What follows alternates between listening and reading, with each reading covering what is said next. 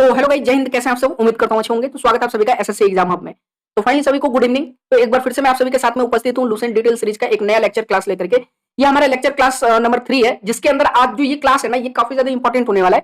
क्योंकि आज इस क्लास के अंदर हम लोग जितने भी धर्म है, जितने भी रिलीजन है, उनके बारे में बिल्कुल डिटेल में देखने वाले हैं। और यहाँ से काफी सारे क्वेश्चन बनते हैं आप सभी के एग्जाम के अंदर। तो अगर आप इस टॉपिक को अच्छे से कवर कर लेते हो, तो इस टॉपिक से रिलेटेड कभी भी जो है किसी भी एग्जाम में क्वेश्चन आते हैं इन फ्यूचर, तो आप छोड़ के नहीं आओगे। ये मेरा आप सभी से वादा है। तो फटाफट अभी देखो, अगर आपने कोई भी प्रीवियस क्लास मिस की है तो चैनल के अंदर चले जाइए, मैंने प्लेलिस्ट बना दिया है, वहां से जाकर के देख सकते हो। क्योंकि सभी क्लासेस आपके एग्जाम के लिए काफी ज्यादा इंपॉर्टेंट होने वाली हैं, जिसमें मैंने जितने भी वेद हैं वो कवर कर दिए हैं। फिर साथ ही में जो है जो आपका वैदिक काल है और जो आपका सिंधु घाटी सभ्यता है, ये सारी चीजें मैंने कवर कर दी हैं। तो चलिए आइए शुरुआत करते हैं क्लास का। लेकिन उससे पहले चैनल पर नए तो चैनल को सब्सक्राइब करके नोटिफिकेशन बेल ऑन कर देना, और इस क्लास को लाइक और शेयर करना मत भूलना, क्योंकि एक शेयर से मुझे मोटिवेशन मिलता है क्लास को और बेहतर से बेहतर बनाने का। तो प्लीज शेयर जरूर करिएगा। आइए चलिए क्लास की तरफ आगे बढ़ते हैं। अब देखो, एक चीज बता देता हूँ, सिलेबस तो आपने देख ही लिया, तो सिलेबस एक बार फिर से देख लेना। जो लोग क्लास पे नए हैं, सिलेबस अपना देख लेना। एसएससी जीडी का, जीके जीएस का क्या सिलेबस रहने वाला है। साइंस में भी जो है मैं बहुत जल्द शुरू करने वाला हूँ। अब देखो, कल हमने जो प्रीवियस हमारा क्लास था, सॉरी, उसमें हमने कहां तक छोड़ा था? महाजनपदों का उदय से जो है हमें कवर करना था। ठीक है, क्योंकि वैदिक काल हमने पूरा कर लिया था, वेदों का जो काल चला आ रहा था आर्यों के टाइम का, उसको हमने कवर कर लिया। अब हम जो है महाजनपदों के बारे में पढ़ने वाले हैं, क्योंकि यहाँ से क्वेश्चन बनते हैं मेरे दोस्त। ठीक है, उसके बाद धर्मों की शुरुआत करेंगे, उनके बारे में डिटेल करना। देखो, दिया गया कि बुद्ध के जन्म के पूर्व जो है 6वीं शताब्दी ईसा पूर्व में, जब बुद्ध का जन्म नहीं हुआ था उससे पूर्व जो है 6वीं शताब्दी जब चल रही थी उसे, ठीक है, 6वीं शताब्दी ईसा पूर्व में भारतवर्ष 16 जनपदों में बटा हुआ था। कौन कौन से 16 जनपद थे? ठीक है, उनकी राजधानी क्या थी, उनके क्षेत्र कौन कौन से, उनके अंतर्गत कौन कौन से क्षेत्र आते थे, ये सब देख लीजिए। इनकी जानकारी हमें किसमें मिलती है? बौद्ध ग्रंथ में मिलती है, अंगुत्तर निकाय से मिलती है। एक चीज मैं आपको बता देता हूँ, ये जो बौद्ध ग्रंथ है अंगुत्तर निकाय, इसके बारे में इस तरह का क्वेश्चन पूछ सकता है कि कौन से बौद्ध ग्रंथ में जो है 6वीं शताब्दी के महाजनपदों की जानकारी मिलती है। तो क्या नाम है? अंगुत्तर निकाय। इसको याद कर लेना। देखो, देखते जाना। महाजनपद अंग था, चंपा राजधानी थी, जो कि क्षेत्र पड़ता था बिहार में, भागलपुर और मुंगेर। ठीक है, जो कि आधुनिक स्थान है ये, उस समय ये क्षेत्र पड़ते थे। फिर उसके बाद मगध था, गिरिब्रज या फिर राजगृह बोल सकते हो। ये इसका जो क्षेत्र था, ये राजधानी थी गिरिब्रज उस समय, और राजगृह उस समय का जो क्षेत्र था वो पटना और गया उसका जो है क्षेत्र था, ये फैला हुआ था पूरा। ठीक है, मगध जो कि अभी भी बिहार में ही है। काशी जो है देख लेना, उसमें महाजनपद काशी हुआ करता था, राजधानी थी वाराणस। वाराणस के आसपास के जो भी क्षेत्र थे उत्तर प्रदेश में, वो सब काशी के अंतर्गत आते थे। उसके बाद वत्स, जो कि कौसंबी राजधानी थी। ये सब एग्जाम में पूछा गया है मेरे भाई, हमेशा पूछता है। इलाहाबाद के आसपास वज्जी, जो वैशाली, विदेह, मिथिला, ये सब राजधानी थी उसकी। वैशाली उस समय अन्य अन्य नामों से जो भी बुलाया जाता था। ठीक है, वैशाली, मुजफ्फरपुर एवं दरभंगा के आसपास के जितने भी क्षेत्र थे इसके अंतर्गत आते थे। फिर कौशल, श्रीवस्ती है ये। ठीक है, श्रीवस्ती, फैजाबाद, गोंडा, बहराइच, ये सब उत्तर प्रदेश के क्षेत्र पड़ते थे। अवनति, उज्जैन, महासमती, ठीक है, ये मालवा क्षेत्र पड़ता था मध्य प्रदेश का। मल्ल जो है कुशवती, वहां की राजधानी थी इस महाजनपद की। जो ये मल्ल महाजनपद था, इसकी राजधानी कुशावती थी। देवरिया, बस्ती, गोरखपुर, ये सब क्षेत्र जो है इसके अंतर्गत आते थे। पंचाल जो है छत्र, कांपिल्य, बरेली, बदायूं, फर्रुखाबाद, ये जो उत्तर प्रदेश में पड़ते हैं, ये सब जो है महाजनपद पंचाल के क्षेत्र में आते थे। अपना अपना थोड़ा क्षेत्र देखना कि उस समय जो है किस जनपद में पड़ते थे, अभी आपको समझ में आएगा। चेदी था आपका, ये शक्तिमती इसकी राजधानी थी। बुंदेलखंड उत्तर प्रदेश। कुरु महाजनपद था। इंद्रप्रस्थ इसकी राजधानी थी, एग्जाम में आता है इंद्रप्रस्थ वाली। ठीक है, इंद्रप्रस्थ जो है किस महाजनपद की राजधानी हुआ करती थी, ऐसे करके एग्जाम में आता है। तो दिल्ली, मेरठ, हरियाणा के जो कुछ क्षेत्र है वो इसके अंतर्गत आते थे। फिर मत्स्य, विराटनगर राजधानी थी। जयपुर, अलवर, भरतपुर, जो कि राजस्थान के आसपास के जो भी क्षेत्र है। फिर कंबोज है, फाटक राजधानी थी। राजौरी एवं हजारा क्षेत्र। ठीक है, फिर सुरसेन, मथुरा, मथुरा उत्तर प्रदेश। असमक जो महाजनपद था, पोटली या पोतन बोलते थे उसमें। ठीक है, गोदावरी नदी का क्षेत्र पड़ता था, भारत का एकमात्र जनपद था ये। याद रखना, एक चीज याद रखना, ये एग्जाम में आ सकता है। ऐसे करके क्वेश्चन पूछेगा कि भारत का एकमात्र जो है महाजनपद बताइए जिसका क्षेत्र जो है गोदावरी नदी था। ठीक है, तो गोदावरी नदी के जो क्षेत्र थे वो असमक जो है महाजनपद में पड़ते थे। और अगला था गांधार। ठीक है, तक्षशिला उसकी राजधानी थी, एग्जाम में आ सकता है, ये पूछा हुआ है आपका। ठीक है, गांधार, तक्षशिला उस समय राजधानी थी उस जो है महाजनपद की। रावलपिंडी और पेशावर के जो भी पाकिस्तान में जो क्षेत्र अभी ये पड़ते हैं वर्तमान में, ये सब गांधार के जो है क्या हुआ करते थे, उस क्षेत्र हुआ करते थे उस महाजनपद के। ठीक है, उसके बाद आज शुरुआत करते हैं जैन धर्म की। ये एक बार फिर से जरूर पढ़ लेना, एग्जाम में 100%, ये हर एग्जाम में आपको देखने को मिलेगा। जैन धर्म के जो संस्थापक हैं एवं प्रथम जो तीर्थकार थे वो कौन थे? ऋषभ देव, एग्जाम में आता है प्रथम तीर्थकार। और फिर देखो, जैन धर्म के टोटल 23वें जो तीर्थकार थे वो पार्श्वनाथ थे, जो काशी के इच्छाउक वंशीय राजा अवसेन के पुत्र थे। इन्होंने 30 वर्ष की अवस्था में सन्यासी जीवन को स्वीकार किया। इनके द्वारा दी गई शिक्षा थी हिंसा न करना, सदा सत्य बोलना, चोरी न करना तथा संपत्ति न रखना। अब एक चीज मैं बता देता हूँ, जैन धर्म में टोटल 24 तीर्थकार हुए हैं। कितने हुए हैं बाबू? याद रखना, ये मैं आपको पढ़ा भी चुका हूँ पहले, जो क्लासेस में डिफेंस वाले चैनल पे लेता हूँ। ठीक है, उस पर मैंने आपको बता ही दिया कि टोटल जैन धर्म में 24 तीर्थकार हुए थे। तो देखो ज्यादातर जो है पहला पूछ लेगा, 23वां पूछ लेगा, 24वां पूछ लेगा, ठीक है। तो लगभग नाम तो सबका याद रहना चाहिए, लेकिन ये 3 जो नाम है इनको हमेशा याद रखना। पहले ऋषभदेव थे, ये प्रथम तीर्थकार थे। दूसरे सॉरी 23वें जो आपके थे वो पार्श्वनाथ, और जो 24वें थे वो थे आपके महावीर स्वामी, जिनके बारे में अधिकतर क्वेश्चन एग्जाम में बनते हैं, ठीक है। तो महावीर स्वामी जैन धर्म के 24वें और अंतिम तीर्थकार थे, 24 तीर्थकार हुए थे। महावीर स्वामी का जन्म 540 ईसा पूर्व कुंडल ग्राम वैशाली में हुआ था। इनके पिता का नाम क्या था? सिद्धार्थ, जात्रिकी कुल के ये सरदार थे, और माता त्रिशला तिच्छवी राजा चेटक की बहन थी, ठीक है। महावीर की पत्नी का नाम यशोदा एवं पुत्री का नाम अनुजा प्रियदर्शनी। देखो पुत्री का नाम तो बहुत कम पूछा है, लेकिन एग्जाम में इनकी पत्नी का नाम हमेशा पूछता है कि महावीर स्वामी के जो है पत्नी का नाम क्या था, ठीक है, क्या था? यशोदा, याद रखना। महावीर के बचपन का नाम वर्धमान, एग्जाम में बाबू बार बार आता ही है। महावीर के बचपन का नाम वर्धमान। इन्होंने 30 वर्ष की उम्र में माता पिता की मृत्यु के पश्चात अपने बड़े भाई नंदीवर्धन से जो है क्या किया, अनुमति लेकर के संन्यास जीवन को स्वीकार कर लिया था। अगला जाओ, 12 वर्ष की कठिन तपस्या के बाद महावीर को जिम्भिक के समीप रिजु पालिका नदी के तट पर साल वृक्ष के नीचे तपस्या करते हुए संपूर्ण ज्ञान का बोध हुआ। इसी समय से महावीर जिन विजेता, अहर्त, पूज्य और निग्रंथ यानी बंधनहीन कहलाने लगे, ठीक है। महावीर ने अपना उपदेश जो है प्राकृत यानी मागधी भाषा में दिया। ये एग्जाम में आ सकता है कि महावीर स्वामी ने अपना उपदेश जो है किन भाषाओं में दिया? प्राकृति, याद रखना, प्राकृतिक भाषा में। एग्जाम में ये पूछा गया बार बार, ठीक है। देखो इसको हाईलाइट नहीं किया है, लेकिन मैं इसको हाईलाइट करता हूं, आप इसको नोट करके रखना, ठीक है। जिसको अर्धमागधी भाषा उसमें बोलते थे, थोड़ा थोड़ा उसमें मगधी भाषा का जो है टच रहता था, ठीक है। महावीर के अनुयायियों को मुलंत निग्रंथ कहा जाता था। महावीर के प्रथम अनुयायी उनके दामाद थे, कौन थे? जामिल थे, ठीक है। और ये एग्जाम में आ सकता है कि महावीर स्वामी के जो प्रथम अनुयायी कौन थे, ठीक है। अनुयायी मतलब क्या हुआ कि उनके मार्गदर्शन पे चलने वाला, ठीक है। प्रथम जन्म भिक्षुणी नरेश दधिवाहन की पुत्री चंपा थी, ठीक है। महावीर ने अपने शिष्यों को 11 गणधरों में विभाजित किया था। आर्य सुधर्मा अकेला एवं गंधर्वा थी, जो महावीर की मृत्यु के बाद भी जीवित रहा, और जो जैन धर्म का प्रथम थेरा या मुख्य उपदेशक हुआ, ये याद रखना। आर्य सुधर्मा, ठीक है, इनका नाम याद रखना। आर्य सुधर्मा अकेले ऐसे गंधर्व था जो महावीर की मृत्यु के बाद क्या हुआ? जीवित रहे, ठीक है। और जैन धर्म का क्या हुआ? प्रथम थेरा या मुख्य उपदेशक के रूप में जाने गए महावीर स्वामी की मृत्यु के बाद, ठीक है। उसके बाद देखो स्वामी महावीर की भिक्षुणी संघ की प्रधान चंदना थी। ये भी एग्जाम में आ सकता है। भिक्षुणी संघ जो उनकी थी, स्वामी महावीर के जो भिक्षुणी संघ था जो था, उसका प्रधान कौन था? चंदना। नाम सारा याद रखते हुए चलना।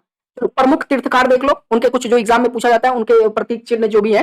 देखो जैन धर्म के नाम एवं उनके क्रम देख लो। ये प्रथम जो तीर्थकार थे ऋषभदेव, इनका जो प्रतीक चिन्ह सार था।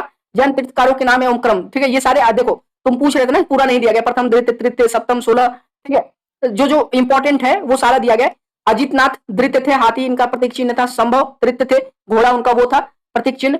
संपार्श्व ये सप्तम थे, ठीक है, 7वें थे। स्वास्तिक इनका जो है ये वाला एग्जाम में आता है। स्वास्तिक इनका क्या था? प्रतीक चिन्ह। वही स्वास्तिक ये वाला जो उस दिन मैं बता रहा था, जब मैं कराऊंगा, ठीक है, हिस्ट्री जब हम लोग मॉडर्न में करेंगे, और उस समय जब हिटलर का इतिहास पढ़ेंगे उस समय, ठीक है, उसकी पार्टी नाजी पार्टी का जब इतिहास पढ़ेंगे, तो स्वास्तिक की सच्चाई बताऊंगा अपने धर्म और जो है जो उसने अपने झंडे पे लगा रखा था स्वास्तिक चिन्ह, उसके बारे में, ठीक है। वो स्वास्तिक नहीं बोलते हैं भाई, उसका डिजाइन थोड़ा अलग है स्वास्तिक से, ठीक है। शांति जो है ये 16वें वो थे, इनके हिरण इनका वो था प्रतीक चिन्ह था। फिर अरनाथ 18वें, मीन नामी 21वें, नीलकमल इनका प्रतीक चिन्ह था। अरिष्टनेमी 22वें, शंख इनका वो प्रतीक चिन्ह था। 523वें सर्प महावीर जो है 24वें थे। एग्जाम में ये आता है, इनका प्रतीक चिन्ह याद रखना, ठीक है। महावीर स्वामी, ऋषभदेव और 23वें जो ये 500 जो थे 23वें, इनका भी याद रखना। इनका सर्प यानी सांप जो है प्रतीक चिन्ह था, ठीक है। नोट रखना जो दो जैन तीर्थकार हैं, ऋषभदेव और अरिष्टनेमी, ठीक है। अरिष्टनेमी दिया गया, हाँ, अरिष्टनेमी जो 22वें थे, के नामों का उल्लेख ऋग्वेद में भी मिलता है, ठीक है। ऋग्वेद में भी इसका उल्लेख हुआ है। अरिष्टनेमी को भगवान कृष्ण का निकट संबंधी माना जाता है, ठीक है। चलो आ जाओ। लगभग 300, एक मिनट रुक जाओ, एक मिनट, सॉरी।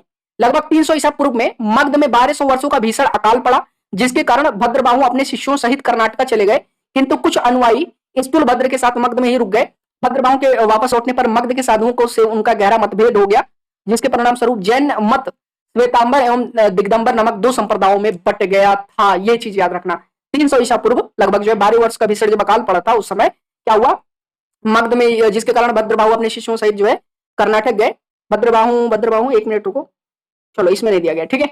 भद्रबाहु जो है अपने शिष्यों के सहित जो है कर्नाटक चले गए, किंतु वहां पे क्या हुआ, जो अनुयायी अस्तुल भद्र के साथ मगध में ही क्या हुआ, रुक गए। भद्रबाहु के पास वापस लौटने पर मगध के साधुओं से उनका गहरा जो है मतभेद हो गया, जिसके कारण क्या हुआ, परिणाम स्वरूप जो है जैन धर्म में 2 भागों में विभाजित हुआ। पूछ सकता है कि कब विभाजित हुआ, कौन क्या क्या नाम था, ठीक है। दोनों नाम याद रखना। मैं क्यों इसको इतना ध्यान से पढ़ाऊं ये इस पॉइंट को, क्योंकि आपको सिर्फ ये 2 नाम बता सकूं कि ये किस कारण से डिवाइड हुआ, कब हुआ, ठीक है। ये सारी चीजें याद रखना। तो 2 भागों में डिवाइड हुआ जो है जैन धर्म।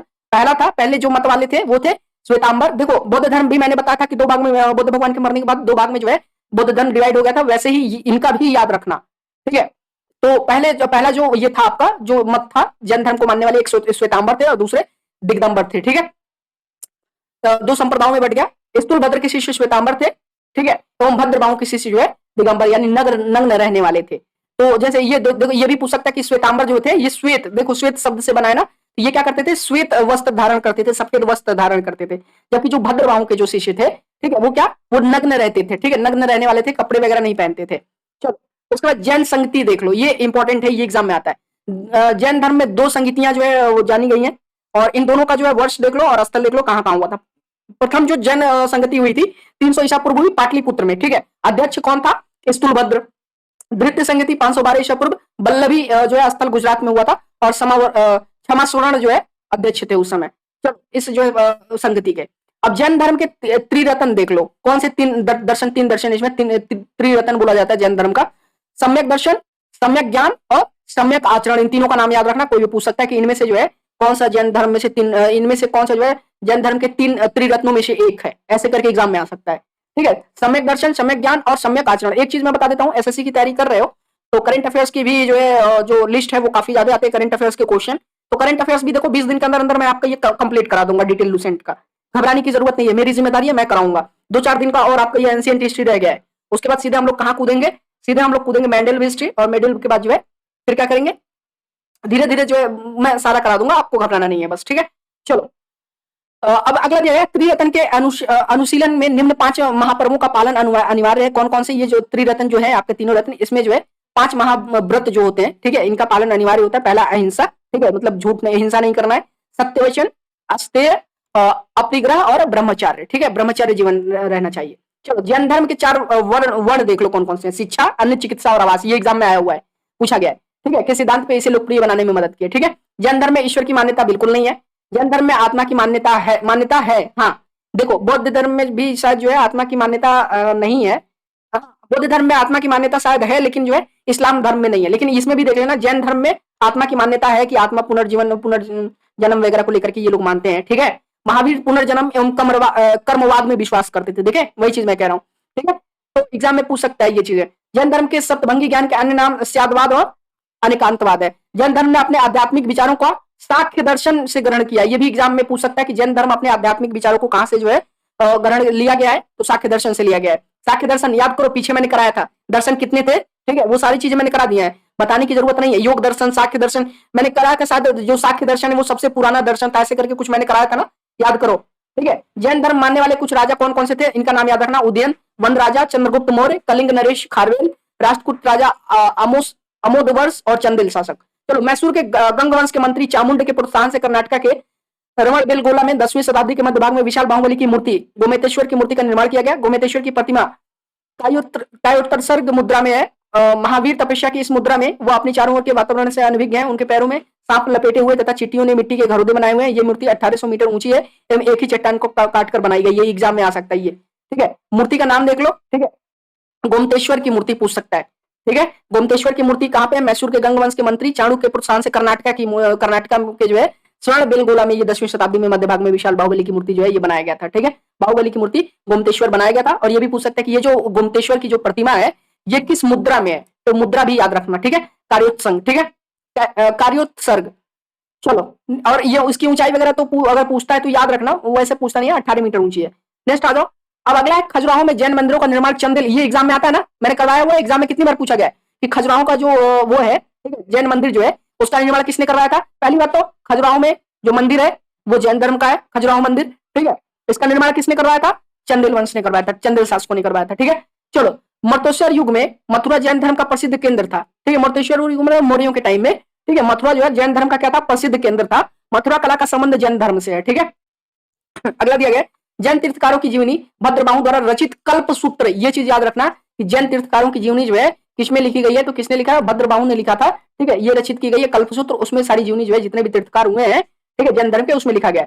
72 वर्ष की आयु में महावीर की मृत्यु 468 ईसा पूर्व में बिहार राज्य में पावापुरी में एग्जाम में आता है कि महावीर स्वामी की मृत्यु जो है कहां पे हुई थी, पावापुरी राजगीर, ठीक है, याद रखना। आज के डेट में उसको राजगीर बोला जाता है, पावापुरी में हुई थी, ठीक है, बिहार में पावापुरी में 468 ईसा पूर्व। एग्जाम में पूछा जाता है, ये याद रहना चाहिए।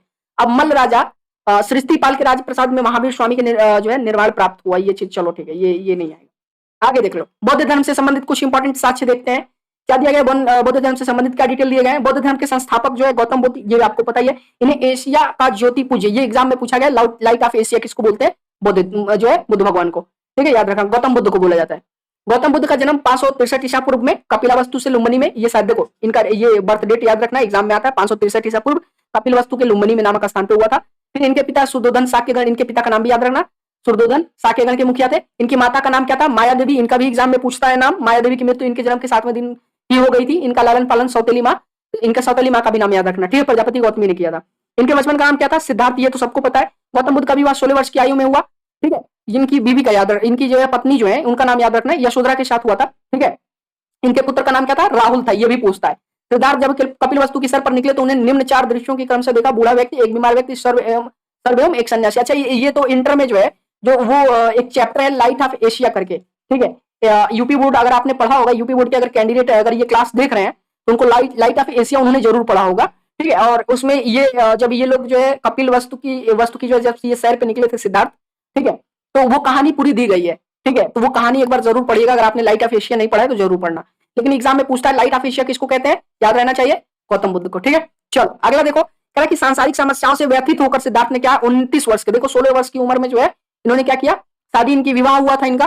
फिर कुछ समय इन्होंने क्या किया, अपना वो कपिलवस्तु में रहे, देखे, ठीक है, सारी जब उनको सांसारिक समस्याओं का जो है वो हुआ, ज्ञान हुआ, फिर क्या हुआ, उससे व्यथित होकर के सिद्धार्थ ने क्या किया, 29 वर्षों की अवस्था में गृह त्याग किया, जिसे गौतम बौद्ध धर्म में ये वाला एग्जाम में पूछता है, ठीक है। गृह त्याग जो उनका है, ठीक है, तो सिद्धार्थ का जो गृह त्याग है वो बौद्ध धर्म में महाविनिष्क्रमण के नाम से जाना जाता है, इसको गृह त्याग को, ठीक है। मैं पहले भी पढ़ा चुका हूँ, याद करो, डिफेंस वाले, अगर डिफेंस का कोई कैंडिडेट है जो डिफेंस चैनल पे मेरी क्लास लेता है उनको पता होगा, महाविनिष्क्रमण के कहा गया, ठीक है। गृह त्याग करने के बाद सिद्धार्थ जो है यानी बुद्ध हो गए उसके बाद, ठीक है ना। वैशाली के अलार कलाम से साक्य दर्शन की शिक्षा ग्रहण किया, ये भी पूछ सकते हैं कि कहां से उन्होंने जो है शिक्षा ग्रहण की थी, ठीक है। वैशाली के अलार कलाम से साक्य दर्शन की, वही देखो साक्य दर्शन, भाई साहब मैं आपको कितनी बार बता चुका हूं, अगर दर्शन पूछता है तो सबसे पुराना दर्शन है साक्य दर्शन, ठीक है, वही हमारी संस्कृति से संबंधित साक्य दर्शन से शिक्षा ग्रहण की।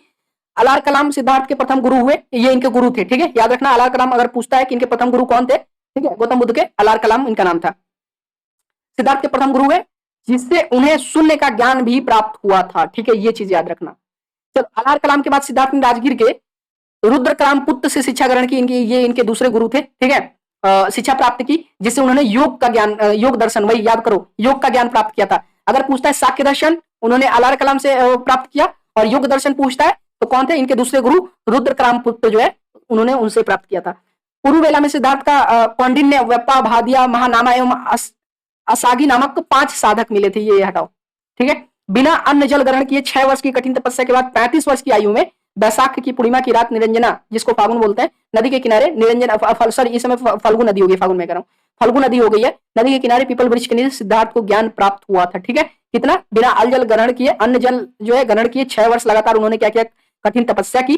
35 वर्ष की आयु में जो है बैसाख की पूर्णिमा की रात निरंजना, जो कि फल्गु नदी के किनारे, ये एग्जाम में पूछ सकता है कि गौतम बुद्ध को जो है किस नदी के किनारे जो है वो प्राप्त हुआ था, ठीक है, ज्ञान प्राप्ति हुई थी, ठीक है। तो अगर ये दिन देखो, दोनों में से कोई नदी पूछ सकता है, कोई भी ऑप्शन में कोई रह सकता है, कंफ्यूजन नहीं होना चाहिए, निरंजना नदी भी, फल्गु नदी भी, ठीक है। और वृक्ष तो आपको पता है कि पीपल वृक्ष के नीचे ही अक्सर वो हम देखे जाते थे, क्योंकि उनको पीपल वृक्ष के नीचे ही जो है ज्ञान प्राप्ति हुई थी, ठीक है। ज्ञान प्राप्ति के बाद सिद्धार्थ बुद्ध के नाम से जाने गए, वो स्थान जो है वही बाद में क्या कहा गया बाबू, वही स्थान जो है बाद में वो बोध गया कहा गया, ठीक है। तो पूछता है कि ज्ञान प्राप्ति कहाँ पे हुई थी बुद्ध भगवान को, बोध गया में, ठीक है, ठीक है। देखो वही क्वेश्चन बन गया ना। बुद्ध ने अपना प्रथम उपदेश जो है सारनाथ, जो कि ऋषिपत्नम में दिया गया, ऋषिपत्नम के नाम से भी पूछता है, ठीक है, ऋषिपत्नम के नाम से भी जैसे पूछ सकता है कि बुद्ध ने अपना प्रथम उपदेश कहाँ दिया था, सारनाथ, वो ऑप्शन में रहता ही रहता है, ऋषिपत्नम भी हो सकता है, कंफ्यूज करने के लिए दे सकता है, आप गलत मत करना। जिसे बौद्ध ग्रंथों में 2 चीजें आपको याद रखनी है, देखो ये जो मैं करता जा रहा हूँ, जो एग्जाम में आया हुआ है, महाविनिष्क्रमण, गृह त्याग, वही इनका प्रथम उपदेश किस नाम से जाना है, धर्म चक्र परिवर्तन, ठीक है। बुद्ध ने अपने उपदेश जन साधारण की भाषा क्या थी, उनके जो प्रथम उपदेश जो उन्होंने दिया था, उनके उपदेश की भाषा हमेशा क्या रही, जनसाधारण उपदेश की भाषा उनकी पाली थी। भाषा पूछ सकता है किस भाषा में उपदेश देते थे, पाली। बुद्ध ने अपने उपदेश कौशल, वैशाली, कौसंबी व अन्य राज्यों में दिए। स्वाधिक उपदेश कौशल देश की राजधानी श्रीवस्ती में इन्होंने दिया था, श्रीवस्ती, ये पूरा सही लिखा गया, श्रीवस्ती में इन्होंने दिया था, ठीक है। तो ये पूछ सकता है एग्जाम में कि सबसे अधिक जो है, ये तो आप याद ही रखना, वैशाली, कौशंबी व अन्य राज्य जो भी थे, लेकिन स्वाधिक उपदेश इन्होंने कहाँ पे दिया था बुद्ध ने, ये पूछ सकता है, कौशल देश के जो है राजधानी श्रीवस्ती में, ठीक है।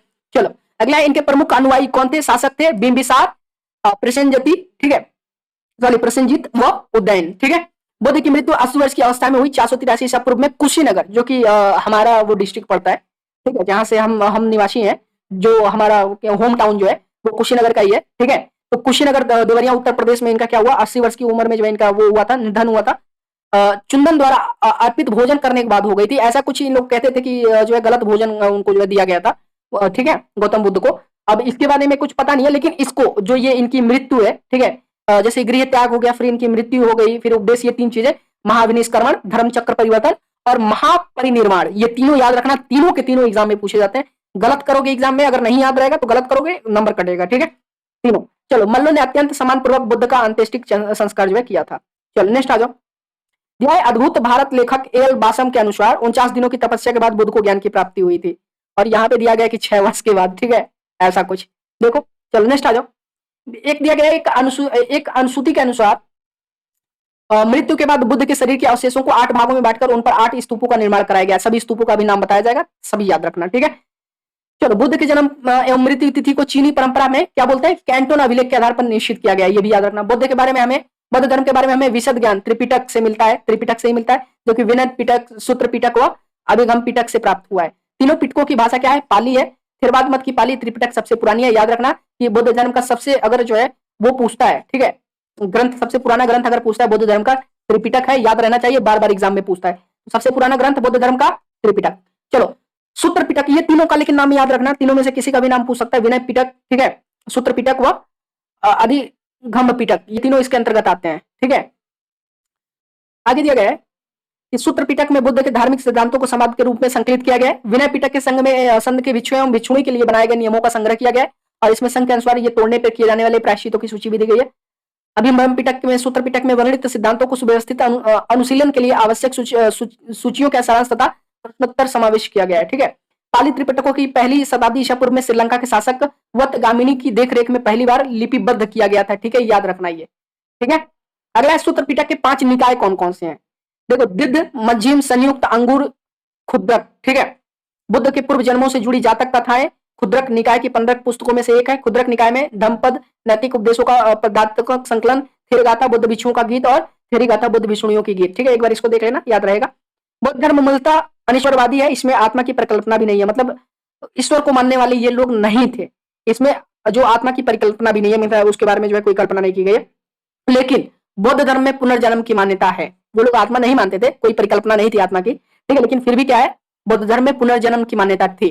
तृष्णा को क्षीण हो जाने की अवस्था को बुद्ध ने निवारण कहा गया। तृष्णा मतलब क्या होता है, याद ध्यान से सुनो, कि किसी प्रति लगाव जो होता है कि अरे मतलब ये चीज बहुत बढ़िया है, ये है, वैसा है, लेकिन जब वास्तविक में उस चीज का ज्ञान होता है तो पता चलता है कि अरे मैंने तो सिर्फ जो है एक तृष्णा मात्र थी, ठीक है, सिर्फ एक आभास मात्र था। तो जब वो तृष्णा क्षीण हो जाती है तो उसी अवस्था को बुद्ध ने क्या कहा, बुद्ध ने निवारण कहा है, ठीक है, कि आपको अपनी लाइफ का निवारण मिल गया। चलो, विश्व दिखों से भरा हुआ का सिद्धांत बुद्ध ने उपनिषद से लिया है। ये देखो, ये हमारे जितने भी उपनिषद हैं ये उपनिषद से लिया गया, उन्होंने एक वो दिया था, एक सिद्धांत दिया था, विश्व जो है दुखों से भरा हुआ है, ठीक है। तो ये जो सिद्धांत है इन्होंने ये इनको उपनिषद से इन्होंने लिया है। बुद्ध के अनुयायी 2 भागों में विभाजित किए गए, जैसा कि मैंने बताया था, भाई सब याद करो। भिक्षुक, बौद्ध धर्म के प्रचार के लिए जिन्होंने संन्यास ग्रहण किया उन्हें भिक्षुक कहा गया। उपासक, गृहस्थ जीवन व्यतीत करते हुए बौद्ध धर्म अपनाने वालों को उपासक कहा गया, ठीक है। बौद्ध धर्म में सम्मिलित होने के लिए न्यूनतम आयु कितनी होती थी उस समय, सीमा 15 वर्ष थी बौद्ध धर्म वो ग्रहण करने के लिए, ठीक है। बौद्ध संघ में प्रविष्टि होने को उपसंपदा कहा जाता था। बौद्ध धर्म त्रिरत्न कौन कौन से हैं, बुद्ध, धम्म और संघ, ये तीनों रत्न याद रखना। त्रिरत्न जो है मैंने जैन धर्म का भी बताया, एग्जाम में आ सकता है, और बौद्ध धर्म का भी त्रिरत्न मैंने बता दिया, ठीक है। बौद्ध सभाएं देख लो कहां कहां कैसे कैसे हुई। देखो, बौद्ध की 4 सभाएं हुई, प्रथम बौद्ध संघ थी, द्वितीय बौद्ध संघ थी, और तृतीय बौद्ध संघ थी, और चतुर्थ बौद्ध संघ थी। पहला जो हुआ प्रथम बौद्ध संघ थी 483 ईसा पूर्व हुआ, राजगृह में, एग्जाम में ये पूछा जाता है पहला वाला। महाकस्य इसके अध्यक्ष रहे और शासनकाल इसके किसके जो है ऐसे पूछता है। देखो कि प्रथम जो बौद्ध संगति हुई थी वो किसके शासनकाल में हुई थी, ठीक है, या किस जो है समय में हुई थी, समय भी पूछता है, ठीक है, और फिर जो है आपका शासनकाल भी पूछता है। तो शायद अभी मुझे जहां तक याद है जो इनका ये चौथा बौद्ध संगति है, ये बौद्ध धर्म के शायद इनके जो है मृत्यु के उपरांत हुआ था, और उसी समय जो है बौद्ध धर्म 2 भागों में विभाजित हुआ था। अभी नीचे आएगा वो चीज देखा जाएगा, ठीक है। तो प्रथम बौद्ध संगति 483 ईसा पूर्व, राजगृह, महाकश्यप इसके अध्यक्ष रहे, अजातशत्रु के जो है शासनकाल में हुआ। द्वितीय जो बौद्ध संगति हुई थी 383 ईसा पूर्व, वैशाली सवाकामी जो है इसके अध्यक्ष रहे, कालाशोक के जो है शासनकाल में। तृतीय बौद्ध संगति 250 ईसा पूर्व, पाटलिपुत्र में मोगलीपुत्र तीसरा अध्यक्ष नहीं पूछता है, लेकिन शासनकाल और समय और स्थान ये तीनों याद रखना। अशोक के जो है टाइम पे ये हुई थी, तीसरी जो बौद्ध संगति हुई थी, ठीक है, याद रखना। और जो चतुर्थ वाला है जिसके बारे में मैंने बताया, देखो ये जो चतुर्थ वाला बौद्ध संगति है, ये बुद्ध भगवान के जो है मरणोपरांत हुआ है, मरने के बाद हुआ, ठीक है। चतुर्थ बौद्ध संगति 9800 ईस्वी में हुआ, 98 में। और इसके स्थान क्या था, कुंडडवन था। और वसुमित्र अश्वघोष जो है इसके अध्यक्ष रहे, और ये कनिष्क के टाइम पे हुआ था, कनिष्क के शासनकाल में ये किया गया था, ठीक है, चतुर्थ बौद्ध संगति। ये चारों के चारों बहुत इंपॉर्टेंट है, एग्जाम में आते हैं बाबू। देखो दिया भी गया है, देखो मैंने कहा था ना नीचे अभी आएगा। चतुर्थ बौद्ध संगति के बाद बौद्ध धर्म दो भागों में बटा हुआ था, जो कि मैंने उसी दिन बता दिया, हिनयान और महायान। हिनयान वो थे जो बौद्ध के जितने भी दिखाए गए रास्ते थे, जो भी उन्होंने उपदेश दिए उस पर चलने वाले हिनयान कहे गए। और महायान जो जैसे किताबी ज्ञान पे जो विश्वास करते थे, ठीक है, ये जो भी हमारे महाकाव्य वगैरह हैं उनको पढ़ते थे, ठीक है, जो भी हमारे उपनिषद वगैरह हैं उनको पढ़ते थे, ठीक है। और साथ में मंत्र वगैरह के भी ये मतलब ये मूर्ति पूजा करते थे, सीधी सी बात ये मूर्ति पूजा पे विश्वास रखते थे, मंत्र वगैरह का उच्चारण करते थे, ठीक है। एक तरह से ये हिंदू थे, ठीक है, हिंदू धर्म का आप कह सकते हो सनातन, ठीक है। और हिनयान जो है ये बुद्ध के सिर्फ जो है उपदेशों पर चलते थे, मूर्ति पूजा नहीं करते थे। बौद्ध धर्म के महायान संप्रदाय का आदर्श जो है बोधिसत्व, देखो वही चीज जो चीज मैं बता रहा हूँ भाई, सब बुक में वही चीजें भरी पड़ी है। बौद्ध धर्म के महायान संप्रदाय का आदर्श जो है बोधिसत्व है। बोधिसत्व दूसरे के कल्याण के प्राथमिक देते हुए अपने निवारण में विलय करते हैं। हिनयान का आदर्श आहर्त पद को प्राप्त करना, जो व्यक्ति अपने साधन से निर्माण की प्राप्ति करते हैं उन्हें आहर्त कहा जाता है। धार्मिक जुलूस का प्रारंभ सबसे पहले बौद्ध धर्म द्वारा किया गया, ये पूछ सकता है। धार्मिक जुलूस का प्रारंभ जो है सबसे पहले कौन सा धर्म किया था, बौद्ध धर्म के द्वारा प्रारंभ किया गया। बुद्धों का सबसे पवित्र त्योहार बैसाखी पूर्णिमा है, याद रखना, एग्जाम में पूछ सकता है, पूछता है, पूछ नहीं सकता है, पूछता है। बुद्धों का सबसे जो है पवित्र त्योहार बैसाखी पूर्णिमा, जिसे बुद्ध पूर्णिमा के नाम से जाना जाता है। इसका महत्व इसलिए कि बुद्ध पूर्णिमा के ही दिन जो है बुद्ध का जन्म, ज्ञान की प्राप्ति हो, महापरिनिर्वाण की प्राप्ति हुई थी। महापरिनिर्वाण यानी मृत्यु, याद आ रहा है कुछ, ठीक है। चलो अब आगे आ जाओ। अभी बौद्ध धर्म से संबंधित काफी सारी चीजें अभी और है। अच्छा हाँ, काफी सारी चीजें अभी हैं। चलो, बुद्ध ने सांसारिक दुखों के संबंध में 4 आर्य सत्यों का उपदेश दे दिया। दुख समुदाय, दुख निरोध और दुख निरोधमार्गमिनी प्रतिपाद। इन सांसारिक दुखों से मुक्ति हेतु बुद्ध ने अष्टांगिक मार्ग की बात कही है। साधना, सम्यक दृष्टि, सम्यक संकल्प, सम्यक वाणी, सम्यक कमरांत, सम्यक आजीवक, सम्यक व्यायाम, सम्यक स्मृति एवं सम्यक समाधि। बुद्ध के अनुसार अष्टांगी मार्गों के पालन करने के उपरांत मनुष्य की भव्य तृष्णा नष्ट हो जाती है और उसे निवारण प्राप्त हो जाती है। निर्वाण बौद्ध धर्म का परम लक्ष्य है, जिसका अर्थ दीपक का बुझ जाना अर्थात जीवन मरण चक्र से मुक्ति हो जाना। बुद्ध ने निवारण प्राप्ति को सरल बनाने निम्न 10 सीलों पर बल दिया। अहिंसा, सत्य, अत्य यानी चोरी न करना, अपरिग्रह, किसी प्रकार की संपत्ति न रखना, मद्य सेवन न करना, असम भोजन न करना, सुखप्रद बिस्तर पर नहीं सोना, धन संचय न करना, स्त्रियों से दूर रहना और नृत्य गाना आदि से दूर रहना। गृहस्थियों के लिए केवल प्रथम 5 सील तथा भिक्षुओं के लिए 10 सील मानना अनिवार्य था, ठीक है। मतलब जो गृहस्थ जीवन के जो लोग थे उनको ये 5 जो है मानना अनिवार्य था, ठीक है। जो उन्होंने परम लक्ष्य दिया था, निवारण बौद्ध धर्म का जो परम लक्ष्य था ये, ठीक है। जो ये 10 सीलों पर बल दिया था इन्होंने, और जो बाकी के 5 हैं यानी 10 जो है पूरे ये जो बौद्ध भिक्षु होते थे उनको 10 को मानना होता था, ठीक है। मतलब स्त्रियों वगैरह से दूर रहो, ठीक है, असमय भोजन न करना या फिर धन संचय न करना, ऐसा माना जाता था, ठीक है। नृत्य गान वगैरह से दूर रहना। बुद्ध ने मध्यम प्रतिपदा का उपदेश भी दिया है, मध्य मार्ग जिसको बोलते हैं। अब अगला है अनिश्वरवाद के संबंध में बुद्ध धर्म एवं जैन धर्म में समानता है। मतलब अनिश्वरवाद मतलब ईश्वर को ना मानने वाला, क्योंकि जैन धर्म भी ईश्वर को नहीं मानता और बुद्ध धर्म को ईश्वर को नहीं मानता। जातक कथाएं प्रदर्शित करती हैं कि बोधित्व का अवतार मनुष्य के रूप में भी हो सकता है तथा पशुओं के रूप में भी हो सकता है, ये चीज याद रखना, ठीक है। बोधिसत्व के रूप में पुनर्जन्मों के दृढ़ श्रृंखला के अंतर्गत बुद्ध ने शाक्य मुनि के रूप में अपना अंतिम जन्म प्राप्त किया, किंतु इसके उपरांत मैत्रेय तथा अन्य अनाम बुद्धि अभी अतिरिक्त होने शेष हैं। अब अच्छा एक चीज और देखो, इसका मतलब समझो। ऐसा जो जातक कथाएं जो बुद्ध धर्म से संबंधित है, आपको भी पता है एग्जाम में पूछे जातक कथाएं किस धर्म से संबंधित है, बुद्ध धर्म से एग्जाम में बार बार क्वेश्चन बनता है। तो इसमें ये जो बोधिसत्व मतलब आदमी का फिर से जो है पुनर्जन्म की जो बात कही गई, ये कहा गया कि अगर आदमी का पुनर्जन्म होता है तो मनुष्य के रूप में भी हो सकता है और जानवर के रूप में भी हो सकता है। और ऐसा बोधिसत्व के रूप में जो पुनर्जन्म की दीर्घ श्रृंखला है उसके अंतर्गत बुद्ध भगवान का भी पुनर्जन्म ये लोग मानते हैं, जो शाक्य मुनि थे। ऐसा लोग मानते हैं कि शाक्य मुनि के रूप में अपना जो है उन्होंने अंतिम जन्म प्राप्त किया, किंतु इसके उपरांत अभी मैत्रेय तथा अन्य अनाम बुद्ध अभी अवतरित होने शेष हैं, ठीक है।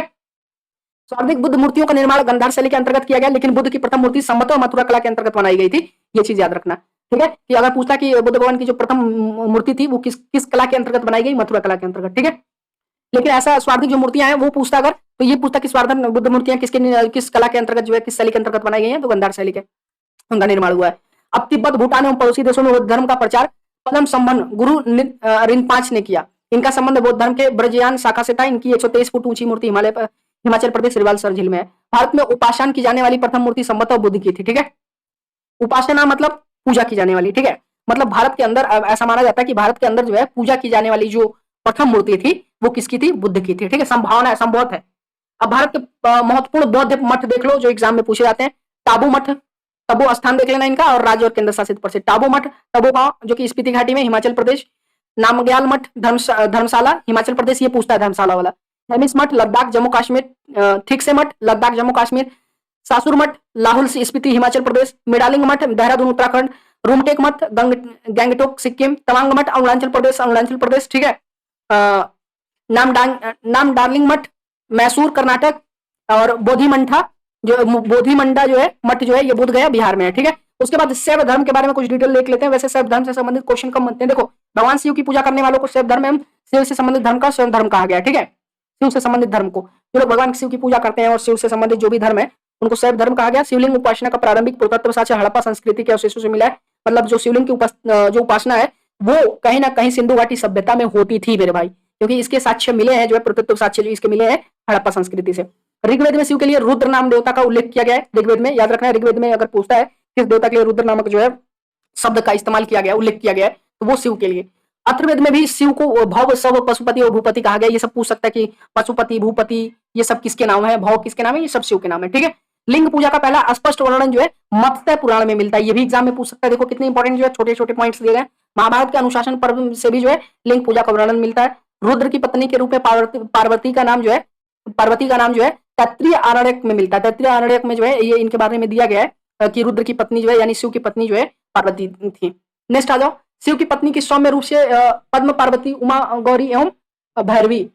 वामन पुराण में जो है जो इनके बारे में क्या जानकारी दी गई है, शैव संप्रदाय की संख्याएं 4 बताई गई हैं। जो ये शैव संप्रदाय पाशुपत, कापालिक, कालामुख और लिंगायत। जैसे पाशुपत संप्रदाय शैवों का सर्वाधिक प्राचीन संप्रदाय था। ये चीज याद रखना, पूछ सकता है कि शैव धर्म का जो है सबसे प्राचीन संप्रदाय कौन सा था, क्या था, पाशुपत।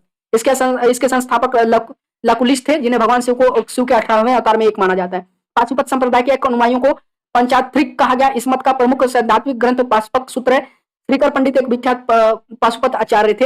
ये संप्रदाय देख लो, और इनके जो भी संप्रदाय हुए और इनके संस्थापक कौन कौन थे। आजीवक संप्रदाय, मखलीपुत्र गोसाल, घोर अक्रिवादी, पूर्ण कश्यप, यदृच्छावाद, आचार्य अजित। भौतिकतावाद ये पूछता है, भौतिकवादी पकु कच्छायन जो है ये संप्रदाय के जो है भौतिक दर्शन के जो संस्थापक थे। अनिश्चयवादी संजय वैठिल्य पुत्र। ठीक है, उसके बाद ये चीज हमने देख लिया। कपिल संप्रदाय के इष्ट देव भैरव थे, ये पूछ सकता है। ठीक है, कापलिक जो संप्रदाय था, ये कापलिक संप्रदाय दूसरा था। ठीक है, दूसरे नंबर वाला, उसके बाद का था पाशुपत संप्रदाय के बाद का। भैरव था इस संप्रदाय का प्रमुख केंद्र श्रीशैल नामक स्थान था।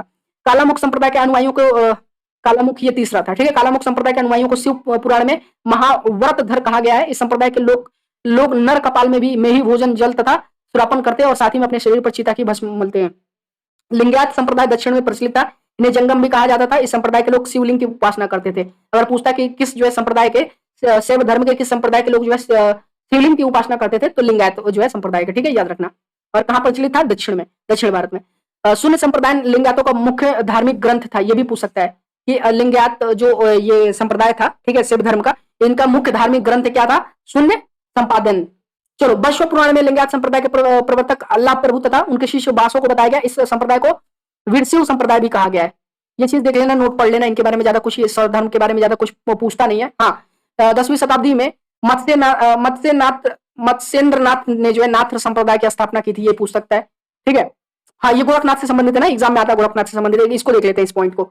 इस संप्रदाय का व्यापक प्रचार प्रसार बाबा गोरखनाथ के समय में हुआ। गोरखनाथ ने वर्ण व्यवस्था तथा ब्राह्मण के विशेष धारियों की आलोचना की। उनके द्वारा प्रतिपादित सिद्धांत को तंत्र कहा जाता है। इसकी सदस्यता बिना जाति भेद सबके लिए खुली हुई थी। ठीक है, नाथ संप्रदाय का। दक्षिण भारत में शैव धर्म चालुक्य, राष्ट्रकूट, पल्लव एवं चोलों के जो है समय लोकप्रिय था। पल्लव काल में शैव धर्म का प्रचार प्रसार नयारों द्वारा किया गया। नयारों संतों की संख्या 63 बताई गई, जिनमें जो है अपार त्रिज्ञान, संबंदर एवं सुंदर मूर्ति आदि की जो है नाम उल्लेखित है। एलोरा की जो प्रसिद्ध कैलाश मंदिर है ना, ये एग्जाम में पूछ सकता है। देखो, एलोरा की जो प्रसिद्ध कैलाश मंदिर है वो राष्ट्रकूटों द्वारा बनाया गया, एग्जाम में आता है। ये चोल शासक द्वारा राज प्रथम, ठीक है, ये एग्जाम में आता है ना। ये देखो, राज प्रथम के बारे में देखो, इन्होंने क्या बनाया था। चोल शासक राज प्रथम ने तंजौर में जो प्रसिद्ध राजराजेश्वर शर्व मंदिर है, ठीक है, जिसे बृहदेश्वर मंदिर के नाम से भी जाना जाता है, ये पूछा गया बृहदेश्वर मंदिर किसने बनाया था। देखो आ गया ना क्वेश्चन। इसलिए मैं कह रहा था कि इस पॉइंट को हम छोड़ते नहीं है, थोड़ा सा टाइम लगेगा 2 मिनट, लेकिन इसको कवर कर लेते हैं। ठीक है, तो राज प्रथम ने जो है तंजौर का जो प्रसिद्ध उस समय राजराजेश्वर मंदिर के नाम से, शैव मंदिर के नाम से जाना जाता था। ये शैव धर्म का ही मंदिर है बृहदेश्वर मंदिर भाई। ठीक है, शिव भगवान का ही मंदिर है ये। बृहदेश्वर मंदिर जो है इन्होंने बनवाया था चोल धर्म के राजा, चोल धर्म के शासक राजराज प्रथम। चलो, कुषाण शासकों की मुद्राओं पर शिव एवं नंदी का एक साथ अंकलन जो है प्राप्त होता है। कुषाण शासकों में पूछ सकता है कि किनका किन मुद्राओं पर जो है किनका अंकलन प्राप्त होता है। पशुपतिनाथ मंदिर के बारे में देख लो, नेपाल की राजधानी काठमांडू से 3 किलोमीटर उत्तर पश्चिम में बागमती नदी के किनारे देवपाटन गांव में स्थित एक शिव मंदिर है। ये पूछता है पशुपतिनाथ मंदिर का एग्जाम में, ठीक है। नेपाल के धर्मनिरपेक्ष राष्ट्र बनने से पहले ये मंदिर राष्ट्रीय देवता भगवान पशुपति नाथ का मुख्य निवास माना जाता था। इस मंदिर परिसर को सन 1979 में यूनेस्को विश्व सांस्कृतिक विरासत स्थल के सूची में जो है बद्ध किया गया। मुख्य मंदिरों का निर्माण वास्तुकला के नेपाली पैगोडा शैली में शामिल हुआ था ये, ठीक है, पशुपतिनाथ मंदिर। चलो नेक्स्ट आ जाओ। अगला है वैष्णव धर्म, देख लो, ज्यादा कुछ है नहीं अभी, ठीक है। ये 3 पॉइंट और है, 3 पेज और है, वो देख लेते हैं। वैष्णव धर्म के विषय में प्रारंभिक जानकारी उपनिषदों से मिलती है। इसका विकास जो है भगवत धर्म से हुआ। नारायण के पूज्य मूलतः पंचरात्र कहे जाते थे। 1 मिनट रुको जरा। चलो आगे देखिए, वैष्णव धर्म के प्रवर्तक कृष्ण थे, जो विसर कबीले के थे और जिनका निवास स्थान मथुरा था, ठीक है। ये वही कृष्ण के टाइम के जो वैष्णव धर्म है, ठीक है, जो लोग कृष्ण को मानते थे। इस धर्म के जो है कौन थे, धर्म प्रवर्तक कौन थे, इसको जो है इसकी प्रचार करने वाले कृष्ण भगवान थे। कृष्ण का उल्लेख सर्वप्रथम छांदोग्य उपनिषद में देवकी पुत्र और अंगिरस के शिष्य के रूप में हुआ। वासुदेव कृष्ण का सबसे प्रारंभिक अभिलेखीय उल्लेख वेशनगर स्तंभ अभिलेखों में पाया गया, ये चीज दिया गया। विष्णु के 10 अवतारों का उल्लेख मत्स्य पुराण में मिलता है। ये पूछ सकता है कि विष्णु के 10 अवतारों का, ये तो मैंने कराया भी था ना, उसमें आया हुआ था मत्स्य पुराण में इनके जो है 10 अवतार हैं, जिसमें से 5वां अवतार मैंने वामन अवतार आपको पढ़ाया ही था, ठीक है। 5वां अवतार था उनका वो, और ये पहला अवतार था जो मानव रूप में हुआ था, ठीक है। 10 अवतार इस प्रकार है, मत्स्य, क्रूम, वराह, नृसिंह, वामन, वही 5वां, ठीक है। वामन अवतार परशुराम, फिर राम, बलराम, बुद्ध जो है कलिक, और ये नरसिंह वाला तो आपको याद ही है।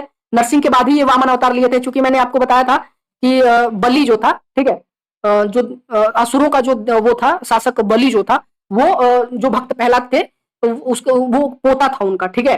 तो ये क्या हुआ, ये नरसिंह के बाद का ये कहानी है, ठीक है, मतलब प्रहलाद के बाद की ये जो है बलि का कहानी है, ठीक है।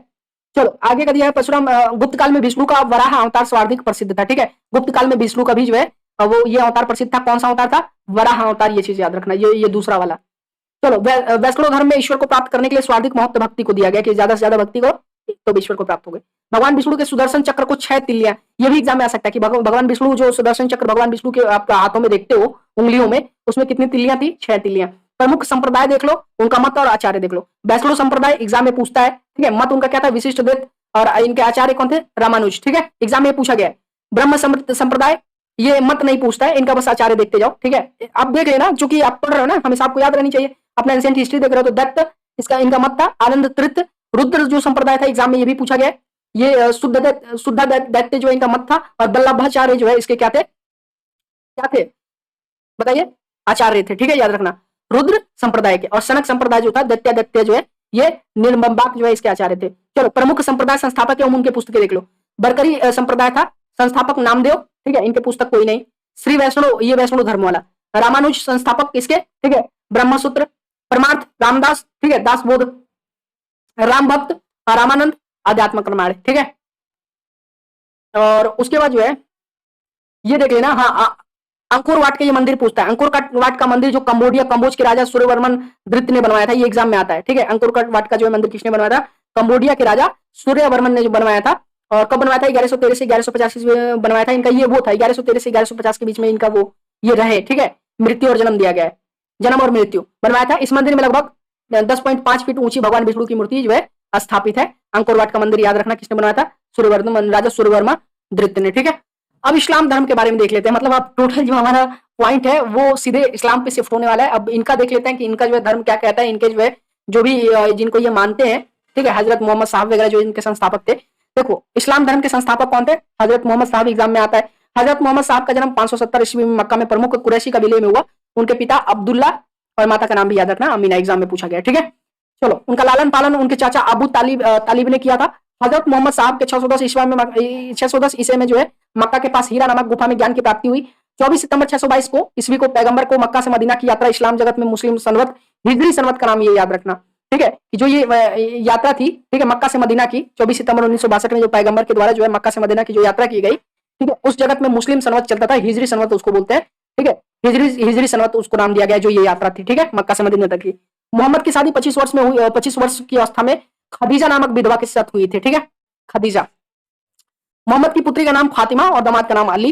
देवदूत जिब्रियल, ठीक है, ने पैगंबर मोहम्मद साहब को कुरान अरबी भाषा में संप्रेषित की। कुरान इस्लाम धर्म का पवित्र ग्रंथ है जो एग्जाम में आता है।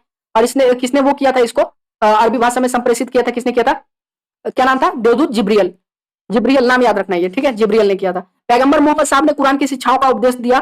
फिर हजरत मोहम्मद साहब की मृत्यु कब हुई थी, ये भी याद रखना, एग्जाम में पूछता है, मृत्यु डेट ही पूछता है, याद रखना ये 8 जून 632 ईस्वी में इन्हें मदीना में दफनाया गया था। मोहम्मद साहब की मृत्यु के बाद इस्लाम सुन्नी तथा शिया दो देखो ज्यादातर जितने भी धर्म है आपने जो है वो भी देख लिया, जैन धर्म भी देख लिया, फिर बौद्ध धर्म भी देख लिया, फिर इस्लाम धर्म भी जो है जब इनकी मृत्यु हो गई जो है हजरत मोहम्मद साहब की, उसके बाद जो है ये जो इस्लाम धर्म है ये भी 2 पथ पे जो है बट गया, ठीक है। तो मोहम्मद के बाद जो है जबकि देखो जितने भी धर्म बटे, चाहे वो तुम्हारा जो है वो भी जो है जैन धर्म भी आप देख ही रहे हो, ठीक है, इस्लाम धर्म भी देख रहे हो, फिर बौद्ध धर्म भी देख रहे हो, जितने भी धर्म जो है बटे बाद में जाकर के, कहीं ना कहीं उनकी मृत्यु के बाद ही जाकर के बटे, जो भी उनके तीर्थकार हुए उस धर्म के या संस्थापक हुए, ठीक है। तो मोहम्मद साहब की मृत्यु के बाद इस्लाम जो है सुन्नी तथा शिया और सुन्नी 2 पंथों में विभाजित हो गया।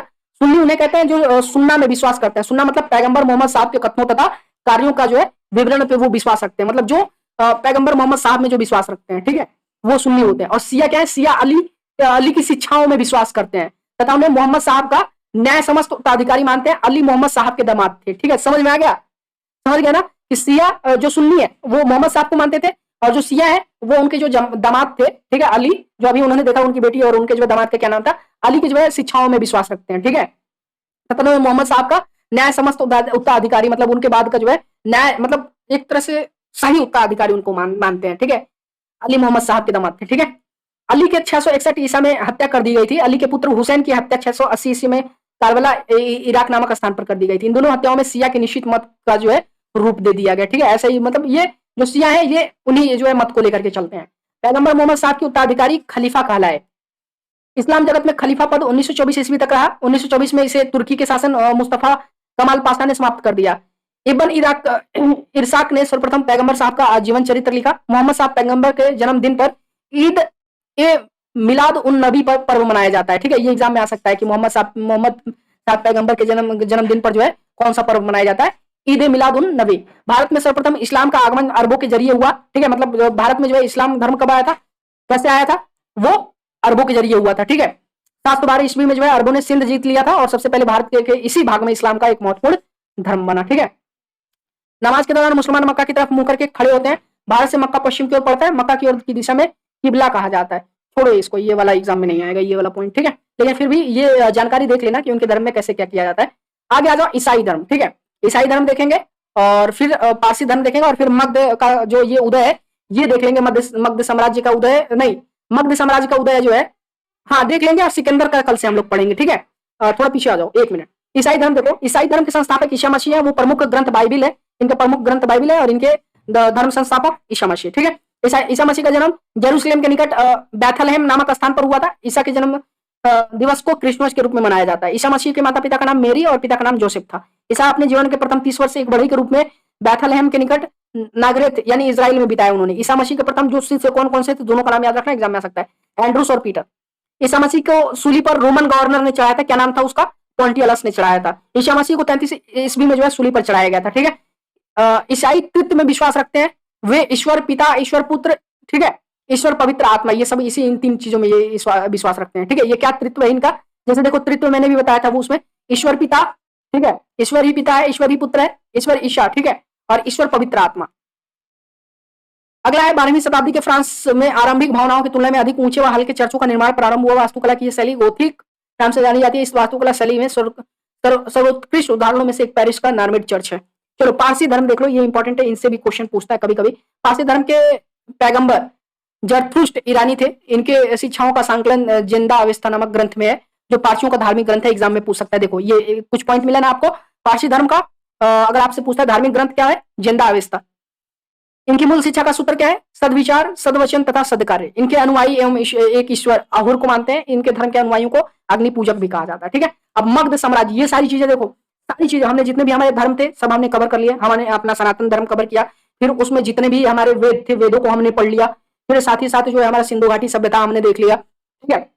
सिंधु घाटी सभ्यता के साथ साथ हमने जो है जो वैदिक काल की सभ्यता थी वो देख लिया। सारी चीजें एंशिएंट हिस्ट्री की कंप्लीट हो गई। अब जितने भी राज्य हुए हैं, ठीक है, वो मगध साम्राज्य हो गया या फिर गुप्त काल हो गया, मतलब सारे काल हम लोग देखेंगे एंशिएंट हिस्ट्री में जो पढ़ते हैं, ठीक है। चलो मगध राज्य का उत्कर्ष हम लोग देखते हैं। मगध के सबसे प्राचीन वंश के संस्थापक कौन थे, बृहदर्थ थे, ठीक है। इसकी राजधानी गिरिब्रज राजगृह जरासंध बृहदर्थ का पुत्र था। हर्यंक वंश के संस्थापक बिंबिसार मगध की गद्दी पर 544 ईस्वी में बैठा। ठीक है, बौद्ध ग्रंथों के अनुसार बैठा था। वो बौद्ध धर्म का अनुयायी था। ये प्रथम भारतीय राजा जिसने प्रशासनिक व्यवस्था पर बल दिया था। ठीक है, और यही बिंबिसार ही जो है क्या है, हर्यक वंश का क्या था, संस्थापक था। ये भी याद रखना। ठीक है, और बिंबिसार ने बृहदर्थ को हराकर अंग राज्य को मगध में मिला लिया था। बिंबिसार ने राजगृह का निर्माण कर उसे अपनी राजधानी बनाया।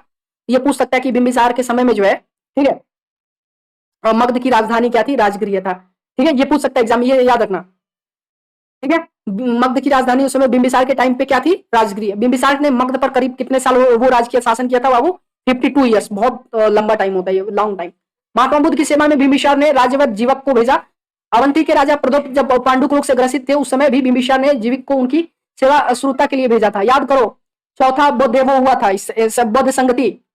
ठीक है, चौथी बौद्ध संगति किसके टाइम पे हुआ था, ये भी याद रखना है आपको। किस किस टाइम पे क्या क्या हुआ, चौथा नहीं, इनके टाइम पे नहीं हुआ था ये। हाँ, बिंबिसार के टाइम पे नहीं हुआ था, शायद वो हर्षवर्धन के टाइम पे, शायद मैंने आपको पढ़ाया, देख लेना। ठीक है, और उसके बाद बिंबिसार ने वैवाहिक संबंध स्थापित कर अपने साम्राज्य विस्तार किया। इसने कौशल नरेश प्रसेनजीत की बहन महाकोशला से के चेटक की पुत्री चेलना से तथा मद्र, ये सब देख लेना। ये पूछता है, कभी कभी नाम पूछ लेता है, ये पढ़ लेना। तो बिंबिसार की हत्या उसके पुत्र अजात शत्रु ने कर दी और वो 493 ईसा पूर्व में मगध की गद्दी पर बैठा। उसके खुद के पुत्र ने जो अपने पिता की हत्या की थी बिंबिसार की। ठीक है, और इसका उपनाम जो है कुलिक था। वो प्रारंभ में जैन धर्म का अनुयायी था। ठीक है, अजात शत्रु ने 32 वर्षों तक मगध पर शासन किया। अजात शत्रु के सुयोग मंत्री का नाम वर्षकार था। इसी की सहायता से अजात शत्रु ने वैशाली पर विजय प्राप्त की थी और 461 ईसा पूर्व में अपने माता पिता की हत्या कर उदाइन मगध की गद्दी पर बैठा। उदाइन फिर उनका देख लेना, वही सारी चीजें दी गई हैं। ठीक है, वो उसका पुत्र रहा होगा उदाइन। तो उदाइन ने पाटली ग्राम की स्थापना की। वह जैन धर्म का अनुयायी था, वो भी जैन धर्म को मानने वाला था। हर्यक वंश का अंतिम राजा उदाइन का पुत्र नागदशक था। ठीक है, हर्यक वंश भी तो चल रहा था उधर। चलो, नागदशक को उसके अमात्य शिशुनाग ने जो है, नागदशक का देखो अब कैसे वो उसका अंत हुआ था, यानी हर्यक वंश का अंत कैसे हुआ, ये भी देख लो। ये लेकिन ये चीज याद रखना कि हर्यक वंश का जो है संस्थापक कौन था। अभी जस्ट यहाँ पे मैं आपको पढ़ा के आया हूँ, हर्यक वंश का संस्थापक बिंबिसार ही था। ठीक है, और अगर मगध साम्राज्य का पूछता है तो कौन था बाबू, बृहदर्थ को माना जाता है। ठीक है, उसके बाद हर्यक वंश का अंतिम राजा, जैसे मैंने बता दिया कि राजा उदाइन का पुत्र नागदशक था। उसका अंत कैसे हुआ, नागदशक को उसके अमात्य शिशुनाग ने जो है 412 ईस्वी पूर्व में अबदस्त करके मगध पर शिशुनाग वंश की स्थापना की। शिशुनाग की अपनी राजधानी पाटलिपुत्र से हटाकर वैशाली में जो है स्थापित की थी शिशुनाग ने। शिशुनाग का उत्तराधिकारी कालाशोक पुनः राजधानी को पाटलिपुत्र ले गया। शिशुनाग वंश का अंतिम राजा कौन था, नंदीवर्धन था। ठीक है, ये भी याद रखना। उस समय शिशुनाग की स्थापना हुई थी, फिर शिशुनाग वंश की जो है स्थापना हुई थी। जब ये हर्यक वंश जब खत्म हुआ तो शिशुनाग ने क्या किया, अमात्य शिशुनाग ने जो है जब उसको वो किया था, उसके अमात्य शिशुनाग ने जब उसको मारा नागदशक को, उसके बाद जो है उसने क्या किया कि नागवंश की स्थापना की थी। ठीक है, और उस समय ठीक है करके मगध पर शिशुनाग के वंश की स्थापना की। शिशुनाग ने अपनी राजधानी पाटलिपुत्र से हटाकर वैशाली में स्थापित किया। शिशुनाग का उत्तराधिकारी कालाशोक पुनः राजधानी को पाटलिपुत्र ले गया। शिशुनाग का वंश का जो है अंतिम राजा नंदीवर्धन को कहा जाता है। अब नंद वंश का फिर स्थापना हुआ। ठीक है, वही मगध से। ठीक है, क्या हुआ, नंद वंश, फिर मौर्य वंश, ऐसे चलता है। अब उसके बाद क्या हुआ, नंदीवर्धन जो है उसका क्या था, शिशुनाग वंश का अंतिम राजा नंदीवर्धन था। अब नंद वंश का संस्थापक कौन था, महापद्मानंद। एग्जाम में बार बार पूछता है नंद वंश की स्थापना किसने की, महापद्मानंद। एवं अंतिम शासक कौन था, घनानंद था, जिसको घनानंद को आपको पता ही है। ठीक है, यह सिकंदर का समकालीन था। इसे चंद्रगुप्त मौर्य ने युद्ध में पराजित किया और मगध पर एक नए वंश मौर्य वंश की जो है स्थापना की थी। तो घनानंद को पराजित करने वाला कौन था, मारने वाला कौन था, चंद्रगुप्त मौर्य थे। ठीक है, तो अब कल जो है सिकंदर का जब आक्रमण हुआ, ये मगध के टाइम पे, जब ये नंद वंश के टाइम पे, ठीक है, मगध मत कहो, नंद वंश के टाइम पे जब जो है सिकंदर का आक्रमण हुआ था, वो देखेंगे। प्लस मौर्य वंश का भी उस समय स्थापना हो गया। तो उसके बाद जो है काफी सारी चीजें कल जो है हम लोग देखने वाले हैं। तो सिकंदर के बारे में जो है कल हम लोग पढ़ेंगे और मौर्य वंश वगैरह के बारे में आगे जितने भी। ध्यान दीजिएगा। फाइनली मैं कह रहा था कि अगर क्लास पसंद आया तो क्लास को लाइक और शेयर जरूर करिएगा। बहुत ही इंपॉर्टेंट क्लास था। डेफिनेटली यहाँ से हर बार एग्जाम में क्वेश्चंस बनते हैं, ये कहने वाली बात नहीं है। और उम्मीद करता हूं कि भविष्य में इन फ्यूचर कभी भी आप रिलीजन्स वगैरह से संबंधित अगर क्वेश्चन बनते हैं, ठीक है, एंशिएंट हिस्ट्री से, तो कर लोगे, गलत नहीं होगा आपका। ठीक है, तो वाली क्लास को लाइक और शेयर जरूर करेगा। जैसे कि मैंने कहा क्लास बनाने में मेहनत लगता है, तो एक प्यारा सा शेयर जरूर करेगा। चलिए बाय।